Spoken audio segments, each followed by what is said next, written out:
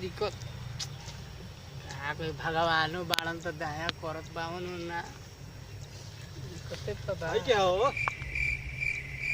अरे भाई अरे हिलन तू भी है ना तो यही तेरी मैदान होत रही। मैदान करता हो? हाँ चल चल कहाँ चल? मैदान पर लोग हैं जाई। अरे चलो आवत ही।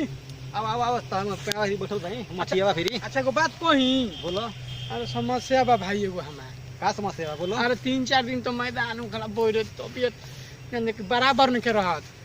सोचा तनी और कुछ हो जाता है अब कोनो के तो भाई तो मिलत नहीं के को तो छनु ये तरी जा तरह छटक जते सन माल कतनो खर्चा कर चिड़ै हाथ में नहीं के आव का चाहत हो? का विचार बा बोलो।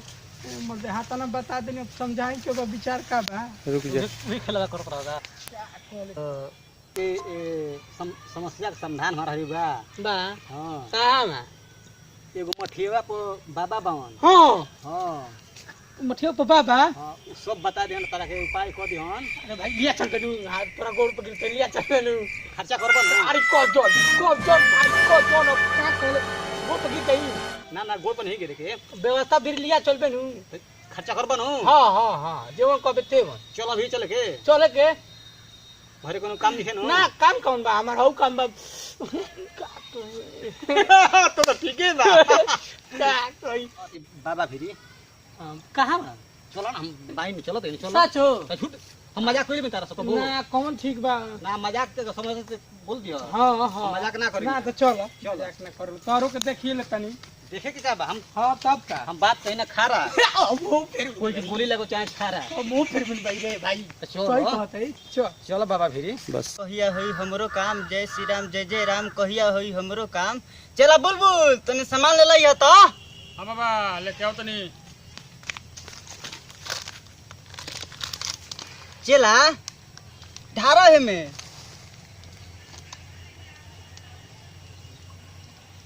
जय श्री राम जय जय राम कहिया होई हमरो काम। जय श्री राम जय जय राम कहिया होई हमरो काम। जय श्री राम जय जय राम कहिया होई हमरो काम। चला दोनों भर दिया है। हां बाबा दोनों भर देनी है। चला तुम हटो दूगो जजमान आया है। बोलते हैं बाबा जिया जिया चला 5 गो लइका हो बोला तनी बाबा जिया जिया जिया चला तोहरे 5 गो लइका हो ये तो काम बा इकुली सुविधा दे तनी का। ना चला ई तो हम अपन काम करतनी। अच्छा करी करी पहले कॉल ही पहले समस्या बताई ओकरा बाद में हमार काम होई। का हवा हो तार समस्या का बा। अरे भैया इनका समस्या ए बा। बाबा जी चला बोली। जानतनी या हुआ बबे न कइले हमारा सन के कुल लइका लड़कोर हो गेल सन यही फेर में तो बानी बाबा आइल बनी असले के। हाँ ई चला इतना बड़ समस्या लेके आगुल बड़ा बाबा भिरी हां बांडा बाबा भिरी सब काम फरिया जल चला। अच्छा तो तनी बढ़िया से इनका समाधान कर दही समस्या के। चला तहार समस्या नहीं खन करे के इनकर न करे के बा। अब बैठ बाबा फिरी देखी तो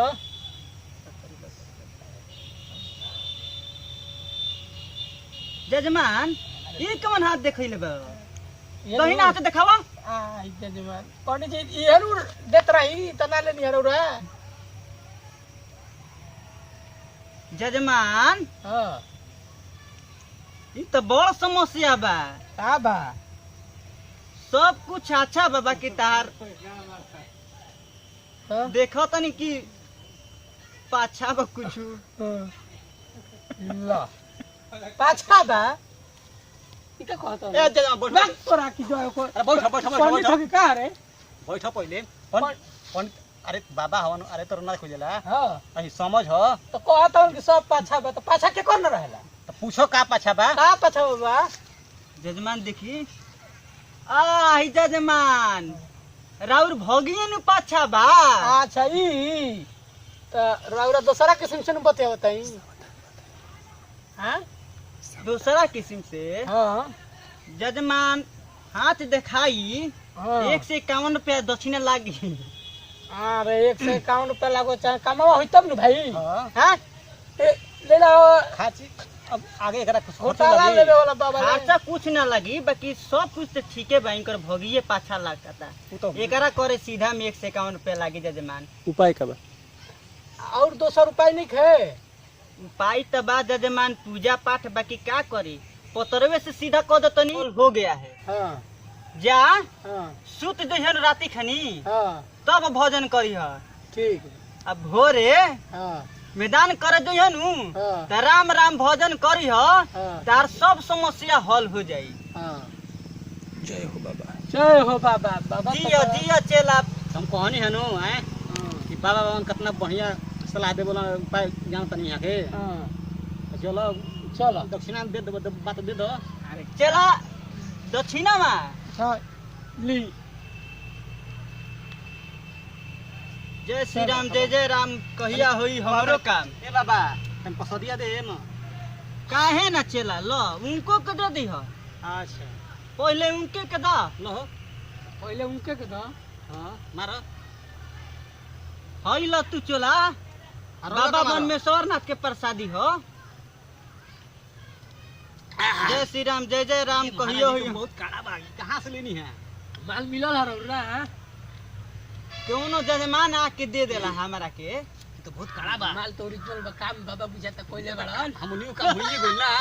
तोहरो से बाबा जजमान मेरे बड़ तो- समस्या है। बाबा व्यवस्था दे देलो ना। हां हमनी का हो गई बाकी तनी पर तनी चिकन अपना रही हड्डी गुडी रही। हां चटमटा बा बाबा जी तुम्हारे। बात बुरबक ना बाबा ना हमनी के अपना बतिया होते हैं। काट वाला बाबा लोग से बचे के बा। ऐसा कुछ ऐसा बात ना होला तो सब नसीब के बात होला। अच्छा से देखी जा और लाइक करी जा। नमस्ते भैया, हम भोजपुरी गायक रसिया राजेश। जवन बाबा देखने जाबी हमनी के कॉमेडी, हास्य कॉमेडी बनेनी है जा, वैसा वैसन आजकल बहुत हर जगह हो रहल बा। ऐसे रउआ सब वैसा पर अंधविश्वास पर विश्वास मत करम जा। एकरा का मतलब पीछे कर दम जा, अपन आगे के काम बा जवन देखम जा। तनी हमनी के चैनल के सब्सक्राइब करो लाइक सब्सक्राइब और शेयर करम जा। हमारा चैनल से सब्सक्राइब करी जा, लाइक करी जा और कमेंट में अच्छा लगे तो लिखी जा। असल भोजपुरी जय भोजपुरी।